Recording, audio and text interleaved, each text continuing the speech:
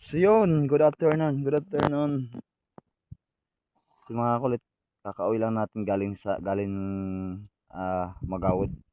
So hindi naging successful yung pag-harvest natin doon dahil matulmal yung gumagawa ng ah failure yung humay nila doon, yung palay nila. Kaya ang nangyari sa amin, baga nalugi kami sa pagod, kaya umuwi na lang ako dito sa Agpangan para ano yun yung pukusan ko lang yung mga pananim ko. So trabaho namin ngayon, so hindi ko na napakita sa inyo yung pagtanim ko nito, pagtanim namin dahil yun nga, siya si Mrs. buntis, kaya hindi ngayon balang si Mrs. nakasama na natiritang sumama dahil wala ako talagang kasama dito. So yung pagtanim namin ito, apat kami na nagtanim ito. So yan, saka yun na yung damo. Hindi katulad ng pag-history natin doon nakaraan na mga damo pa sa ngayon, medyo nalanta na yung damo. So ito yung ating kalabasa, yung tumubo na ganito nakataas. So ang ginagawa natin ngayon ni Mrs.,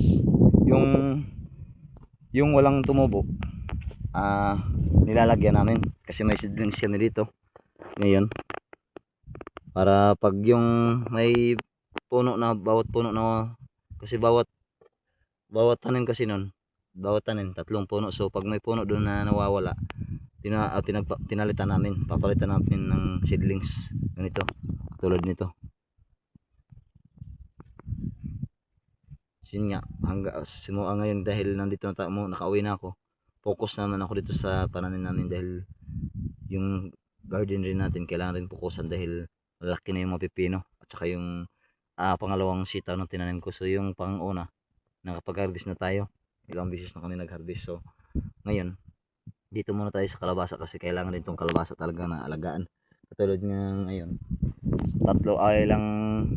limang araw ako hindi nakapasyal dito, kaya ang nangyari dito sa kalabasa, tumayo, kumbaga hindi siya mabilis magtubo dahil kita nyo naman yung tigas ng lupa dahil sa araw, dahil wala talagang ulan ito. Halos mag limang buwan na walang ulan. Init lang yung laging umiinit, mainit yung panahon. So yun, abangan nyo lang yung next video natin dahil si Mrs. ang mag-video sa atin. So yun nga lang, hindi mataas to masyado dahil si Mrs. hindi pwedeng mabilad sa araw dahil buntis. So yun, kasi mga kalit, tulad nito, ito yung ginagawa namin ngayon ni Mrs. Dahil tulad nito, kasi bawat ganito, kasi bawat portion nito, tatlong puno, tatlong seedlings. Kaya ang nangyari, ang tumubo lang isa lang. So ito yung papalitan natin ito, kailangan natin itong palitan pag ganito na.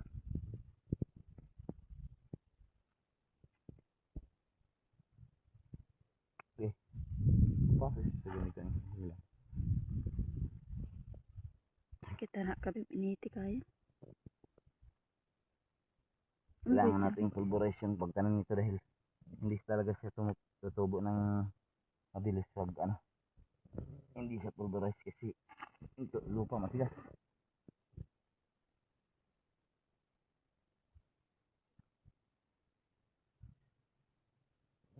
Sana tumubo to.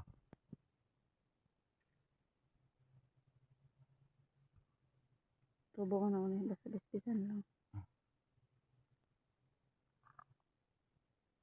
May ugat naman siya, pero ang kaso lang nito, sa sobrang init, hindi kasi kami masyado makaan dito mga kakulit.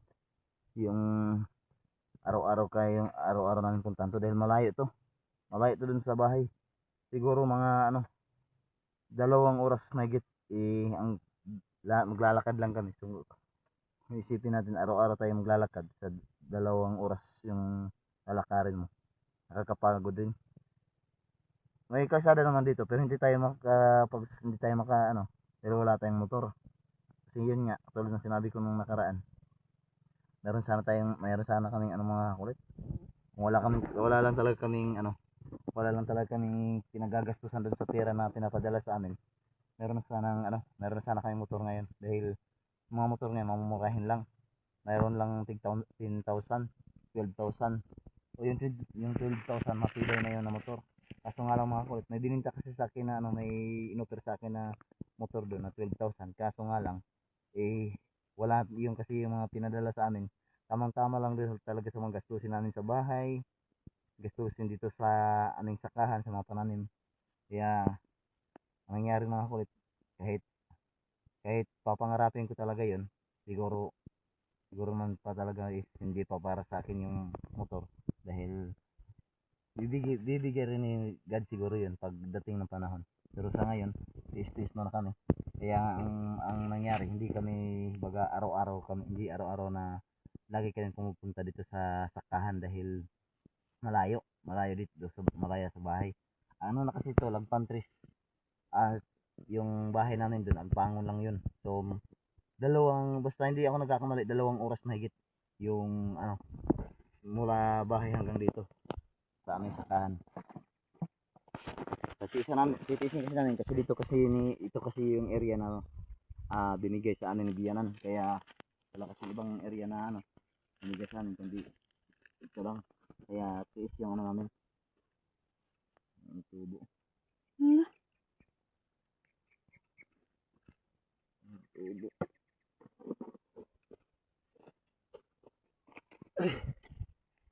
Wala din pang ako ito, walang tumubo. Kulang talagang siblings. So, kaya kasi kanang kapuno mo ka mga kanang isa kalinya mo katay naman na. Mhm. Hmm.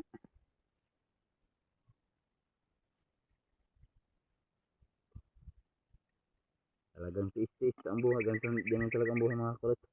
So yun, ang makikita niyo yun dun. Yun yung kalsada. Yan. Yan, yung pinakita ng misis. Yan, kalsada yan dyan hanggang lapas, ang labas niyan. Pero, yun nga lang, kasi wala kasing dito, walang balaga pasaherohan na talagang motor dahil lang, yung mga service lang. Kaya, yung may mga motor lang nadadaan. Pero yun lang, yun nga lang, service ng mga mga tao dito sa Lagpantres.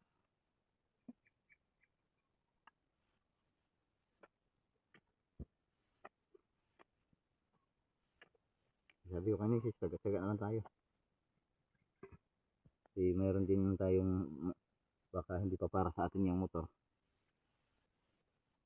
So, alam kong didigay din sa akin ni God yan kasi natagal ko nang pinangarap yan.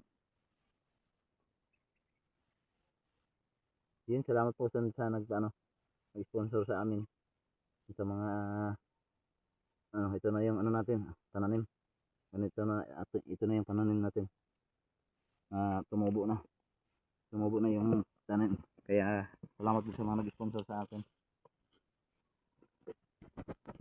Yun naman, baka naman kasi mahirapan na si Kulit, baka naman rin tayo, rin tayo sa sa inyo. Kasi wala pa kasi tayong sahod, wala pang sahod si Kulit kaya hindi pa makabili ng motor. Pero talaga mga Kulit, may dun, may tig 12,000 na motor na in-order sa akin. Kaso wala tayong pambili. Meron kayo dyan mga Kulit, hiramin niyo ako. 12,000 lang, bibili ko talaga ng motor, promise ko yun pag pag nagpahiram kayo sa akin.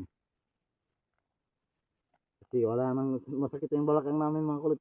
Kaya nga sinigis, bira ko lang isasama dito sa sakahan namin dahil malayo talaga to.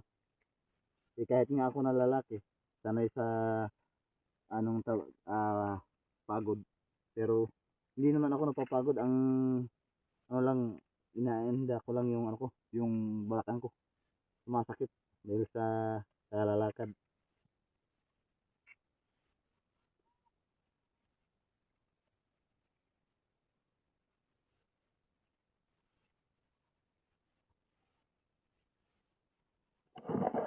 Ito na yung natin mga Kulit. Yung pinakita ko sa inyo nung nakarang kong vlog na madamo pa. So ito na, nag-istoryahan ko na. Anong kulit palibot. Yan, ang hawan. Ayan na yan, ganyan nakalapad yung ganyan nakalinis. Tinag-anuhan ko talaga yan. Sisipagan ko talaga anuhin yan. Okay, naka-ano na tayo nito mga kulit. Naka-abono. Naka-abono na tayo nito. At saka dun sa gulay natin. Sa garden namin ni Ria. Nakapag-abono na kami dun.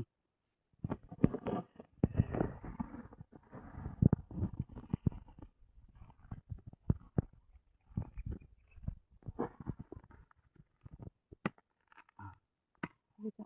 Pag-asa ka na eh. Remeda.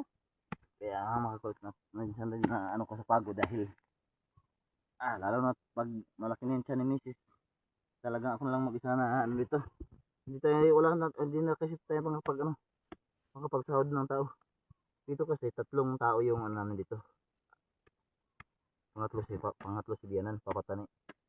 Si Bari, ako Junjun, ako.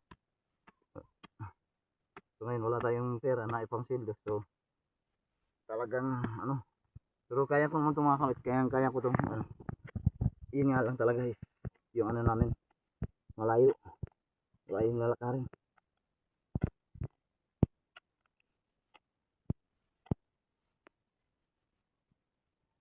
Yun nga talaga mga kulit, seryoso po ako, baka pwede pong makakaroon ng pera dyan sa inyo.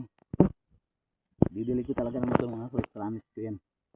Tagal ko na talagang pinaplanuhan yun, pero wala tayong nasa plano lang tayo mga kulit. Wala na pang nangyari dahil wala. Wither pa yung pananim natin. Yung mga ganito kasi, ganito kalaliit ng mga kalabasa, kailangan po itong alagaan. Kasi meron pang ano nito na namamatay siya pag hindi mo maalagaan to. Kailangan talaga didiligan mo ng tubig araw-araw. Umaga, hapon yung pagdilig ng ganito. Pag ganito pa kaliit. Hindi na sana tayo makapagdilig kung meron lang ulan. Kasi wala pang ulan. Hindi pa kami nakatikim ng ulan dito. Yung mga pananim namin hindi pa nakatikim ng ulan. Kaya talagang pahirapan yung pagtatanim namin ngayon. Noong una, namamahala kami dun sa dun namamroblema kami dun sa baha. So ngayon, namamroblema naman kami dahil sobrang init. Nalalantay yung ating mga pananim.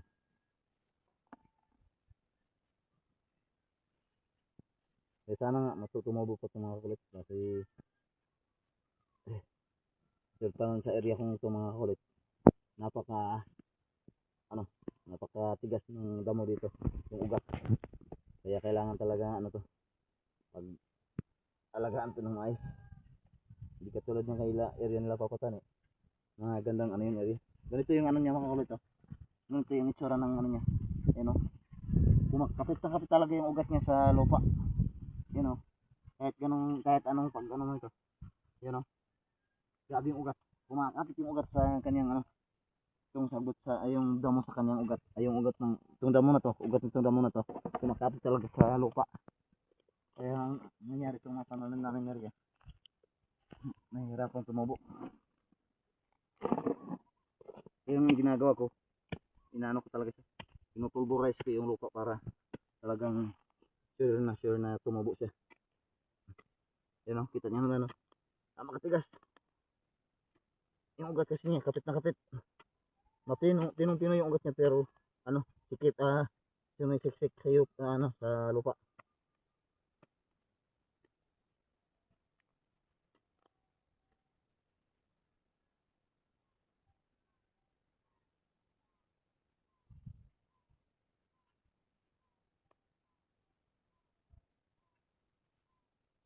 Pinipilit ko na nga lang sinisis na isama kasi nga yun nga tulad ng nakaraan pagtanim namin ito, hindi ako nakapag-video dahil wala sinisis. Meron kasi yung tripod na binigay sa akin, yung sponsor sa akin, hindi ko ito magamit dahil bibili pa ako ng magnet yung cover ng cellphone na magnet kasi yung tripod natin. Kaya at saka wala pa yung may mic na kanina dili sana, kaso nga mga kakulit, maganda kasi sana yung may mic kahit lang natin yung set up lang natin yung natin sa gilid camera, marinig pa rin yung boses natin kasi may mic tayo. Pero palpak yung mic namin mga kakulit kasi yung cellphone ko ang type C ang kanyang yung saksakanan. So yung order namin na adapter ng microphone, ano lang, ano yun pang pang ito, pang iPhone. Pang iPhone yung baga yung saksak niya, saksakan sa cellphone.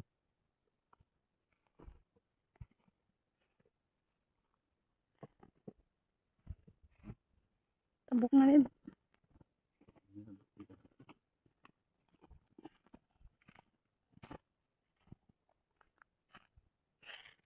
Tubo mo dali, ano dito na ang tubo.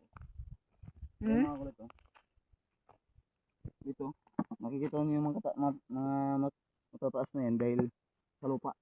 Dito hindi sa lupa kasi may lupa kasi na ano. So, dito na ako dito karak sila dito. Wala. Tabunan.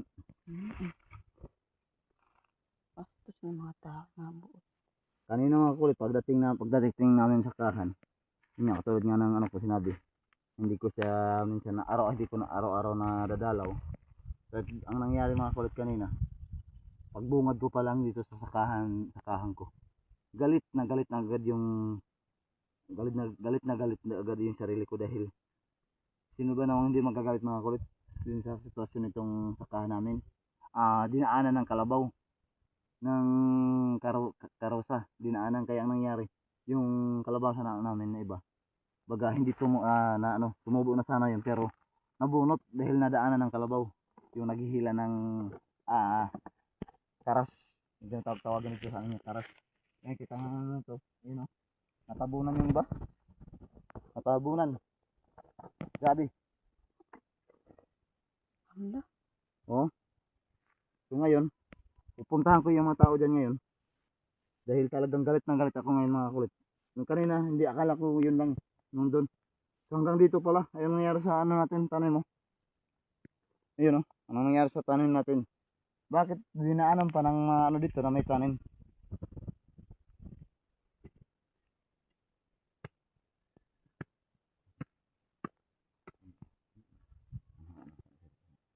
Ini tagyan ng area.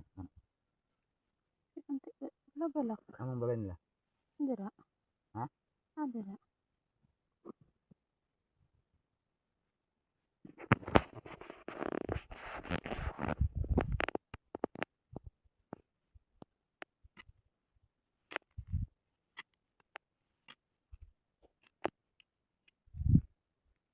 Grabe talaga mga kulit yung mga tao. Nakakapanggigil mga kulit ng laman. Yun nyo lang. Alam ng may tanim. Dinaanan pa ng kalabaw.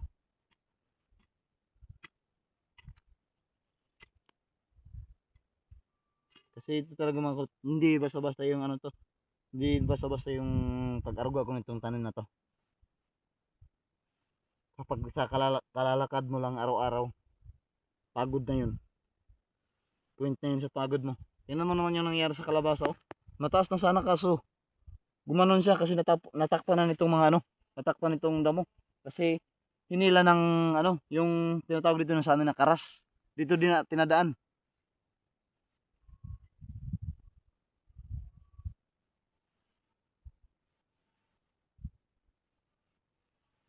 Yung iba na ano yun, nabalik na yung iba. Iwan ko lang nito kung matutubo pa to.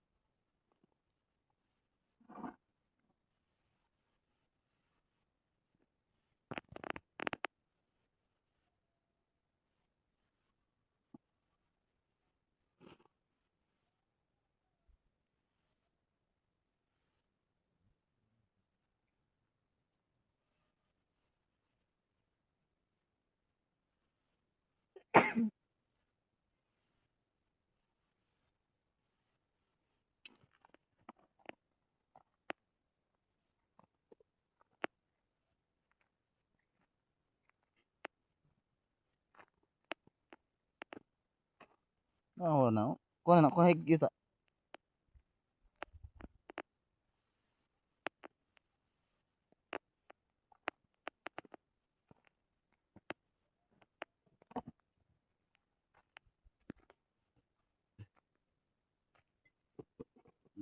Doon ko na karon.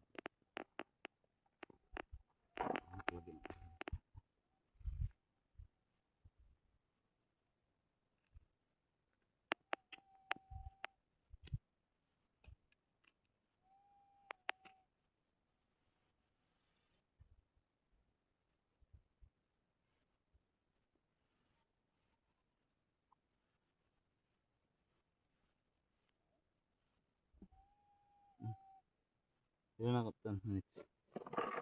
Pintin ba? Ha? Pintin. Yan, hanggang dito muna kayo mga kakulit. Hindi na namin masyadong ipapakita itong hanggang dito. Hanggang sa dulo dahil mainit. Hindi pwedeng bababad, ibabad sinisi sa init dahil delikado. Yun. Abangan nyo lang yung next video natin dahil papakita ko rin sa inyo yung garden natin doon. Papakita ko ulit sa inyo yung garden natin doon. Mamaya. Doon tayo mag-i-ending din sa aming garden mamaya. Kasi pagkatapos ko dito kasi mga kulit, sa garden naman ako. Kaya dubli naman yung trabaho ko.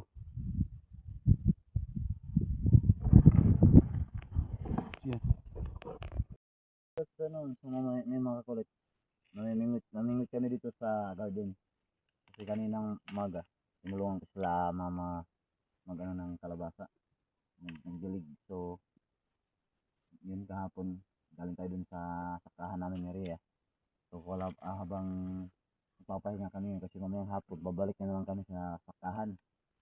So, hanap tayo ng pang-ulam kasi wala tayong pang-ulam, pang-almusal. Pang tanghalian natin.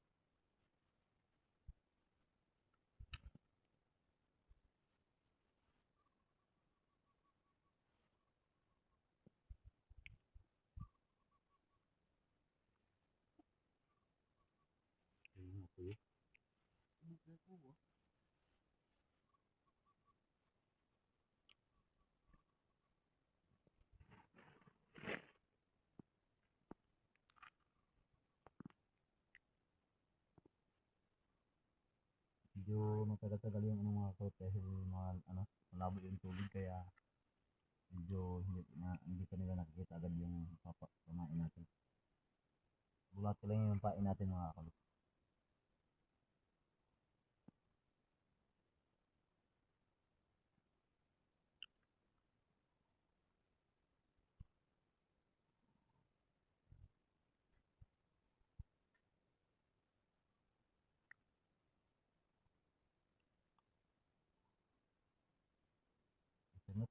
Sunod kulit ng mga dabot. Sunod ng pangkat.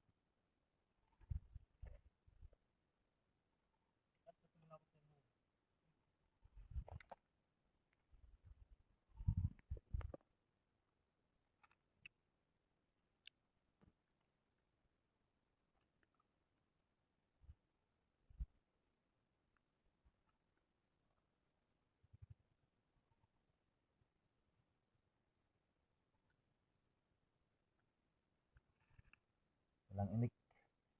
Walang imik yung dito. Maraming isda dito pero ayaw kumain. Dahil kasi siguro malabo yung tubig.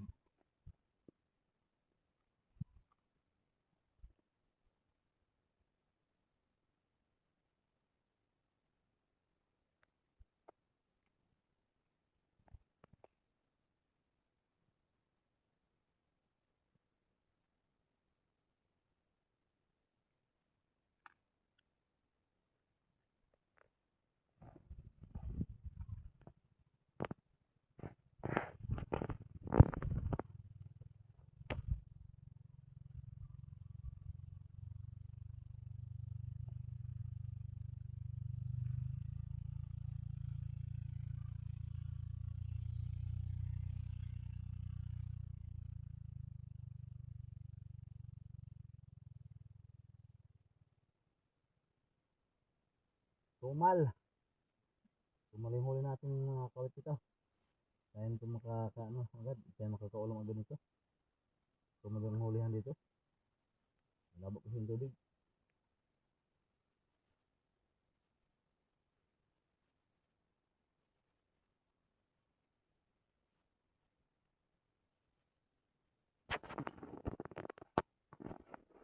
Taga lang.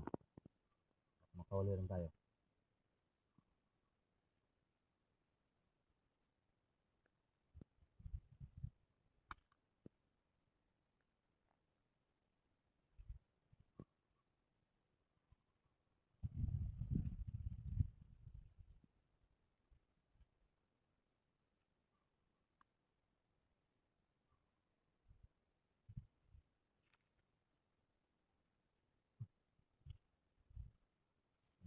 ito. Hindi tayo sa pangita. Gusto ito.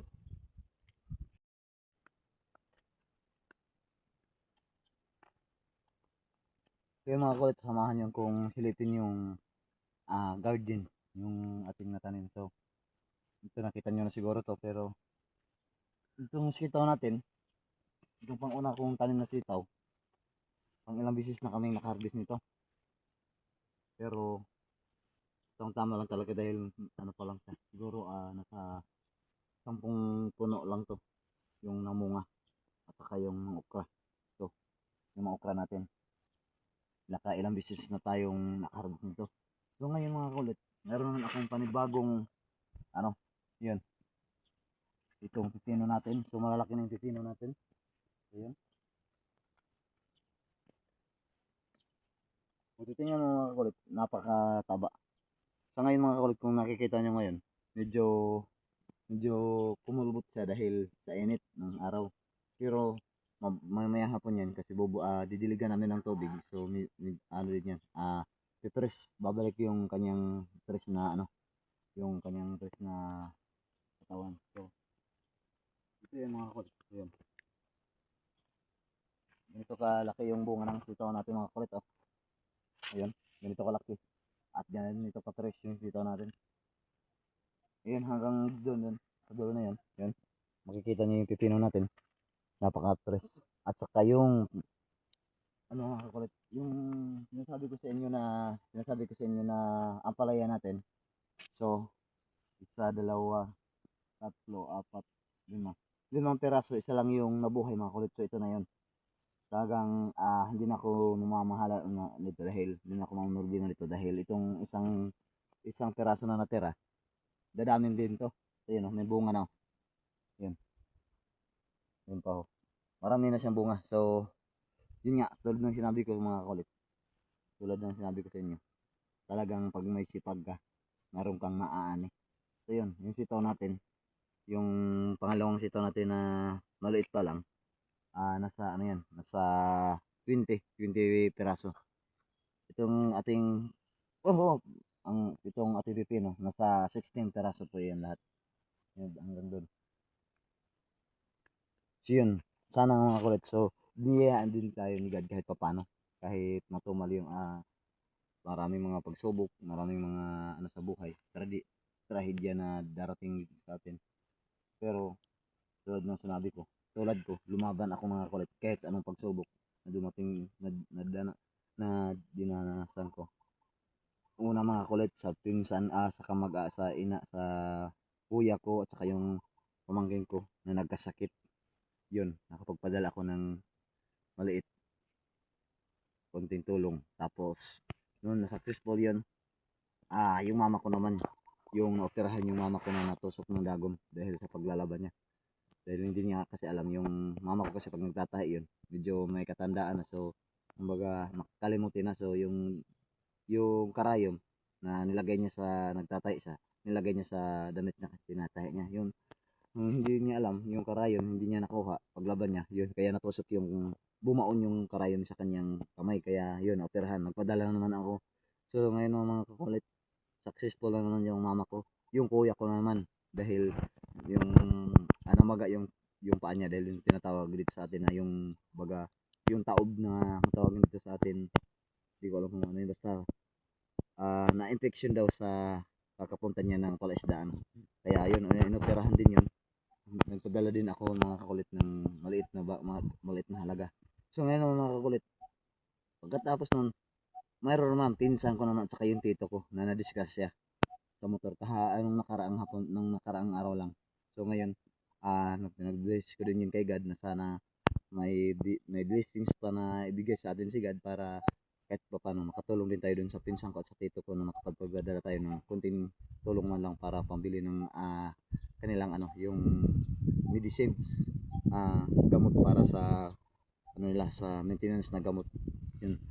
So yun, hanggang dito muna ating video mga kulit.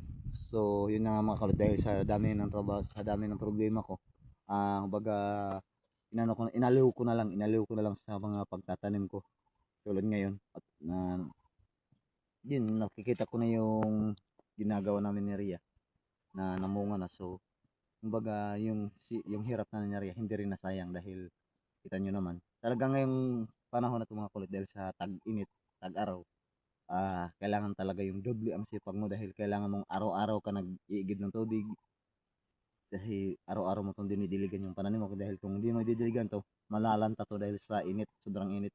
So ngayon, ang makulangkit ng mga kulit pag marami na ako nararamdaman na kirot sa katawan ko dahil malayo yung tubig na pagkukunan namin. So yun dito, ngayon buti nga lang ngayon kasi yung may tubig pa dyan na may din tubig pero ilang araw rin to mawawala dito. So doon na naman tayo sa Agusan makakuha ng tubig na pagtitisa natin para makakuha tayo ng tubig papunta dito. So hanggang dito mga ang aking video. Maraming salamat po sa walang sawang suporta sa aking YouTube channel. Pasensya na po kayo kung hindi madalas yung pag-upload natin dahil gawa ng marami nga akong problema ngayon, marami akong hinarap ng problema. So yun po, wag niyo po kayong magsawang suporta ng aking YouTube channel kahit hindi pa ako nakasahod mga kalpit, kahit hindi pa ako